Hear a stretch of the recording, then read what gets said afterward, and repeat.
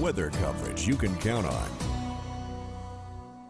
Hey there, welcome back everyone. You know, it's a chilly night, but it's not all bad news. The flurries that we've been seeing across the area, isolated at best, starting to finally wind down. In fact, a very lovely shot over Mason City. Really stayed dry throughout most of the day. Same can't necessarily be said for Rochester, especially US 52 saw a bit of that snow earlier. For a brief moment, it was coming down a little bit more moderately, but then things started to dry out nicely. That's what we'll see coming into the evening. However, the chance for some flurries still remains. Current temperatures right now, all of us below that freezing point, dipping into the teens for Rochester, Austin, Albert, Leo, Watana. Mason City still hanging on to 20 degrees, but you got to factor in the winds, although not very strong. Still dropping our real feels down quite a bit. Feels like 7 degrees on the bare skin in Rochester, 10 in Mason City, a little warmer in Forest City at 15, but regardless, it is chilly.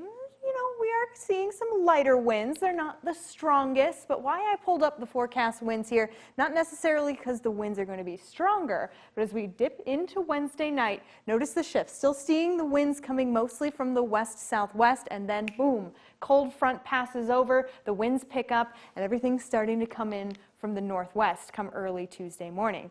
That being the case, well, Thursday morning, we got the coldest air of the season on the way, and that is all coming from the north thanks to that northwest shift. The coldest of the cold will be here Thursday night into Friday. Lows will be dipping below zero. We have some very, very cold wind chills, dangerously cold. In fact, I thought I'd show us the warning signs of hypothermia. Keep an eye on ourselves and our friends. Confusion, we're going to be seeing shivering, and then difficulty speaking as well as sleepiness, not to mention the muscle stiffness. Things to keep in mind, like I said, to keep an eye on our friends and ourselves. As for the snowfall totals, well, we're not seeing much, just that light dusting moving through. Now, Sky Tracker 3 is going to keep picking up on the cloud cover coming into the evening and ultimately into the overnight. However, there'll be a brief moment of some clearing. That's when a lot of the flurry chances end before a few clouds move back in. You'll notice, though, Hancock and Cerro Gordo County not seeing much of the cloud cover coming in early as we're heading to work and school. Get to enjoy a brief moment of sunshine before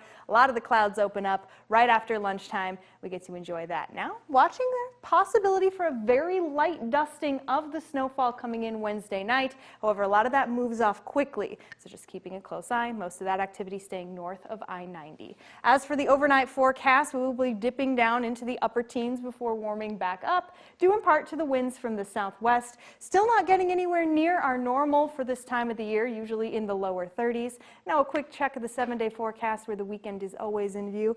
Notice I am bringing your attention to those cool air coming in Thursday night into Friday. Again, we're talking some very dangerously low wind chills. All right, Katie, back to you.